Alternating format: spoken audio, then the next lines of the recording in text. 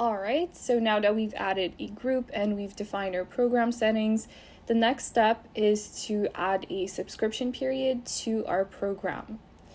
So subscriptions are the rules that you define to set up automatic payments for your program. So that's what we'll do right now. We'll just click on create a subscription. So we have to define a payment period and then an expiry date. So here I'll just add the name of my program. So let's just say summer 2024. So the first step is to add the beginning of the payment period and then the end of the payment period. So let's assume we're in July right now, but just for the sake of this video, let's assume it starts on June 1st. And then the end of the payment period would be on August 31st, so the end of the summer.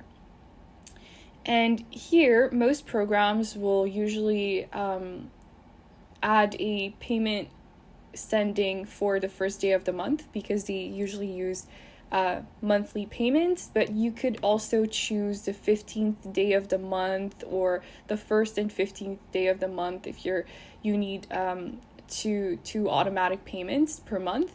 This is really to your own discretion, whatever works best for your program. You could enable this option right here, so payments based on card usage.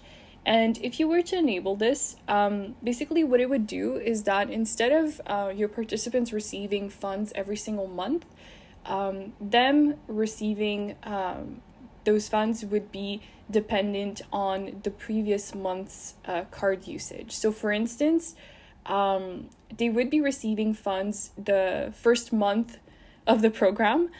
But for example, if they don't use their card between the 1st of June and the 1st of July, then they wouldn't be getting a payment on July 1st. And then if you enable this, then you can also add a maximum total number of payments for the period. But these are more sophisticated functions, and if you ever have any questions about these or you think they might be a better fit for your program, make sure to check out our online guide. I'll also make sure to include both the link to that guide and also our email address in the description of the video. So now that we've set up a payment period, we'll click on define the expiration date.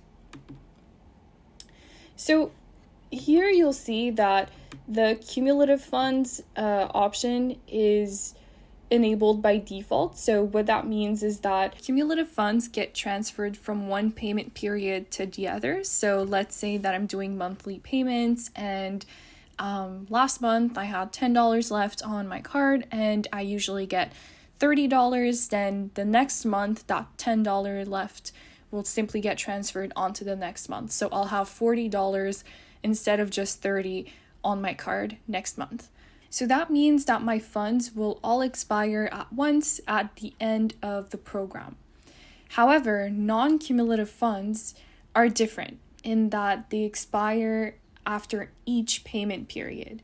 So for example, I wouldn't have gotten that $10 that I had left on my card the next payment period, simply because those funds don't accumulate, so they expire after every payment period. So here we'll trigger an expiration date for the funds. You have two options, so either a specific date or a number of days after the first use. So the specific date is quite intuitive, so you're just going to set an expiry date, and after that date, the cards just simply won't be usable at participating markets, even if they still have remaining funds.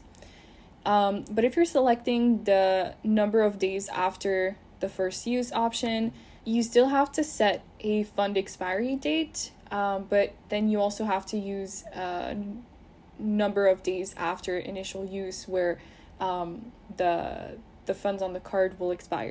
And the funds will expire on whichever date comes first. So whether that's the fund expiry date or the X number of days after initial use, right?